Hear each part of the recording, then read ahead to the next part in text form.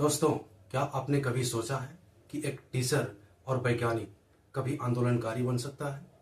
सोचिए, हिमालय की ऊंची पहाड़ियों पर कोई आदमी बैठा है, ना हाथ में झंडा है, ना नारेबाजी कर रहा है, बस शांति से उपवास कर रहा है।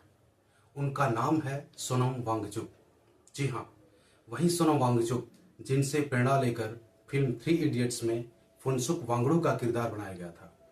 लेकिन सवाल यही है कि एक ऐसा इंसान जिसने बच्चों को पढ़ाने का तरीका बताया, रियल लाइफ एक्सपीरियंस से बच्चों को सिखाया, जिसने बर्फ से पानी बनाने का जादू सिखाया, आखिर उसे सड़कों पर उतरकर आंदोलन करना क्यों पड़ रहा है? आज के इस एडिटोरियल ब्रेकडाउन में हम समझने की कोशिश करेंगे कि आखिर ऐसी नौबत क्यों आ गई कि सोनम वांगचुक एक बहुत बड़े चेहरे को गिरफ्तार करना पड़ा। लद्दाख, जिसे बुद्ध की भूमि या मून लैंड ऑफ इंडिया कहा जाता है, चूंकि लद्दाख की पहाड़ियां और भू आकृति चांद के जैसी दिखती है, इसीलिए इसे मून लैंड ऑफ इंडिया भी कहा जाता है। 2019 से पहले लद्दाख जम्मू कश्मीर का हिस्सा था, लेकिन 2019 में अनुच्छेद 370 हटने के बाद जम्मू कश्मीर से इसे अलग कर केंद्र शासित प्रदेश बना दिया गया। लद्दाख को केंद्र शासित प्रदेश का दर्जा देने के बाद वहां के लोगों को यह आश्वासन दिया गया कि लद्दाख को छठी अनुसूची में शामिल कर दिया जाएगा। लद्दाख के लोगों के लिए जो समस्या अभी जो बनी हुई है वो ये है कि अभी वहां विधानसभा नहीं है, यानी लोग अपने नेताओं को चुनकर और अपने क्षेत्र के लिए कोई कानून नहीं बना सकते हैं। लद्दाख के लोग डरते हैं कि बाहर से लोग आकर उनकी जमीन खरीद लेंगे और पर्यावरण नष्ट हो जाएगा। इसलिए वे चाहते हैं कि उन्हें संविधान की छठी अनुसूची का हक मिले। इससे उनकी जमीन, रोजगार और संस्कृति भी सुरक्षित हो पाएगी। छठी अनुसूची एक सुरक्षा कवच है जिसका प्रावधान है कि किसी खास क्षेत्र में दूसरे लोग जाकर जमीन नहीं खरीद सकते हैं। जब बाकी लोग अपनी समस्या बताने के लिए नारे लगाते हैं, तो वहीं सोनम वांगचुक क्या करते हैं? वो कहते हैं कि मैं भूख हड़ताल करूंगा, मैं क्लाइमेट फास्ट करूंगा ताकि सरकार तक शांति से अपनी बात में पहुंचा सकूं। सोनम वांगचुक, जो एक बहुत ही बड़ा चेहरा है, जिनके योगदान को संक्षेप में हम जानेंगे।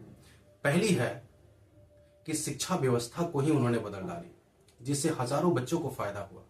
SECMOL, students educational and cultural movement of Ladakh नाम का एक स्कूल बनाया।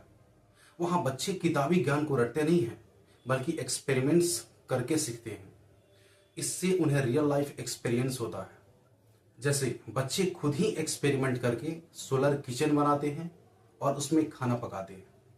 दूसरा है तकनीकी चमत्कार। उन्होंने स्टूडेंट्स के साथ मिलकर आइस स्तूपा बनाया, यानी बर्फ का आर्टिफिशियल स्तूप। यह स्तूप गर्मी के दिनों में धीरे धीरे पिघलता है और खेतों को सिंचाई के लिए पानी देता है। अब इतना ही नहीं, प्रकृति के वे रक्षक भी बन गए, जैसे लद्दाख को कार्बन न्यूट्रल बनाने का भी सपना दिखाया। यानी ये व्यक्ति सिर्फ शिक्षक और वैज्ञानिक ही नहीं, बल्कि लद्दाख का सच्चा प्रहरी भी है। इन्हें कुछ उपलब्धियों के लिए 2018 में मैग्सेसे अवार्ड मिला। इस मैग्सेसे अवार्ड को एशिया का नोबेल प्राइज भी कहा जाता है। उन्हें रोलेक्स अवार्ड मिला और कई अंतर्राष्ट्रीय अवार्ड भी मिला। और हाँ, हम लोगों के लिए तो वे थ्री इडियट्स के रियल फुनसुक वांगडू ही हैं। लेकिन हाल ही में जब उन्होंने आंदोलन शुरू किया तो उन्हें पुलिस ने हाउस अरेस्ट दिया। उन पर NSA लगा दिया गया। NSA उन पर लगाया जाता है जिनसे आतंकी साजिश का खतरा होता है। सरकार का कहना साफ है कि ऐसे आंदोलन से गड़बड़ी हो सकती है, लेकिन शांतिपूर्ण आंदोलन के समर्थक कहते हैं कि वे सिर्फ अहिंसा और विज्ञान की बातें करते हैं, उनसे कौन सी खतरा है। तो अब सवाल ये उठता है कि क्या किसी शांतिपूर्ण आंदोलनकारी को रोकना सही है या सरकार को बातचीत करनी चाहिए? अगर आप लद्दाख के निवासी होते तो क्या आपको अपनी जमीन और संस्कृति की सुरक्षा की चिंता होती? क्या बड़े फैसले सिर्फ दिल्ली से ही होने चाहिए या लद्दाख के लोगों को भी सुननी चाहिए?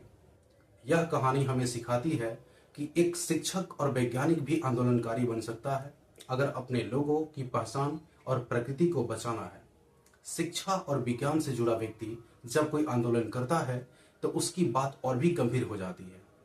लद्दाख की बर्फीली जगह सिर्फ पर्यटन के लिए ही नहीं, बल्कि लोगों के लिए अधिकार और अस्तित्व भी उतने ही जरूरी है। हम सबकी जिम्मेदारी है कि देश का विकास करें, लेकिन अपने पहाड़ों, नदियों और संस्कृतियों की भी रक्षा करना नहीं भूलें। वैसे सरकार की एक महत्वाकांक्षी योजना सस्टेनेबल डेवलपमेंट की बात करती है, मतलब जो चीज़ें हम यूज़ करते हैं वो हमारी अगली पीढ़ी के लिए भी यूज़फुल रहनी चाहिए। अगर इस वीडियो से आपको कुछ सीखने को मिला तो वीडियो को लाइक करें, शेयर करें और सब्सक्राइब करना भी नहीं भूलें। मिलते हैं अगले वीडियो में एक नए एडिटोरियल ब्रेकडाउन के साथ। धन्यवाद।